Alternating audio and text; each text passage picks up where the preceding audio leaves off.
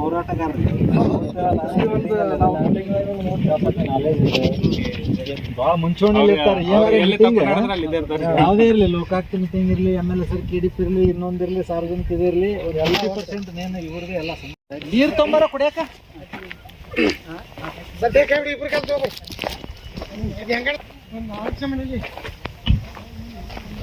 ಶ್ರೀ ಗೃಹಲಿಂಗಾಯನ್ಮ ಸರ್ವೇ ಜನ ಸುಖಿನೋ ಭವಂತು.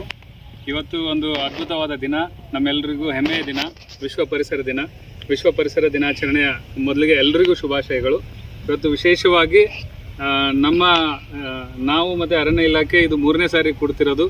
3 ವರ್ಷದಿಂದನೂ ನಾವು ಅರಣ್ಯ ಇಲಾಖೆ ಜೊತೆ ಸೇರಿ ಅದ್ಭುತವಾದ ಕಾರ್ಯಕ್ರಮವನ್ನು ನೀಡ್ತಾ ಬಂದಿದ್ದಾರೆ, ನಮಗೆ ಸಹಕಾರ ನೀಡ್ತಾ ಬಂದಿದ್ದಾರೆ. ಇವತ್ತು ಕಂದಗಲಿನ ನಮ್ಮ ಹಿರಿಯರಾದಂಥ ಮಾರ್ಗದರ್ಶಕರು ಗುರು ಗಾನ್ಗೇರ್ ಸರ್ ಅವರ ಒಂದು ತೋಟದಲ್ಲಿ ಲಿಂಬೆ ಹಣ್ಣಿನ ಗಿಡ ಹಚ್ಚಿ ಅದನ್ನು ಲಾಲನೆ ಪಾಲನೆ ಮಾಡೋದು ಹೇಗೆ ಅಂತೇಳಿ ಅರಣ್ಯ ಇಲಾಖೆಯವರು ಇಷ್ಟೊತ್ತು ನಮಗೆ ಹೇಳಿಕೊಟ್ರು.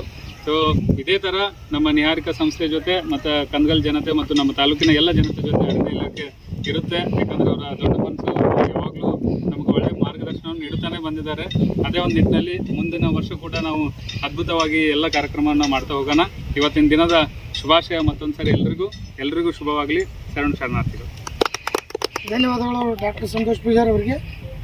ಇಲ್ಲಿಯವರೆಗೂ ನಮ್ಮ ಒಂದು ಕರೆಗೆ ಹೋಗೊಟ್ಟು SD ಬಬಲಾದಿ ಸಾಹೇಬರು ಕೂಡ ಈ ಒಂದು ಕಾರ್ಯಕ್ರಮವನ್ನು ಉದ್ದೇಶಿಸಿ ಒಂದೆರಡು ಮಾತುಗಳನ್ನು ಆಡಬೇಕಂತೇಳಿ ಅವರಲ್ಲಿ ವಿನಂತಿಸಿಕೊಳ್ತಾರೆ.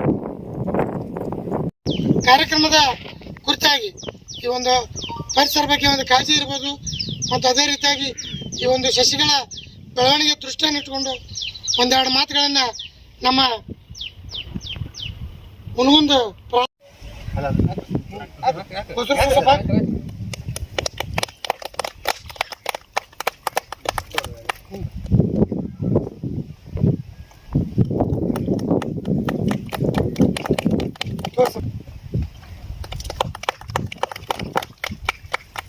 ಸರಿ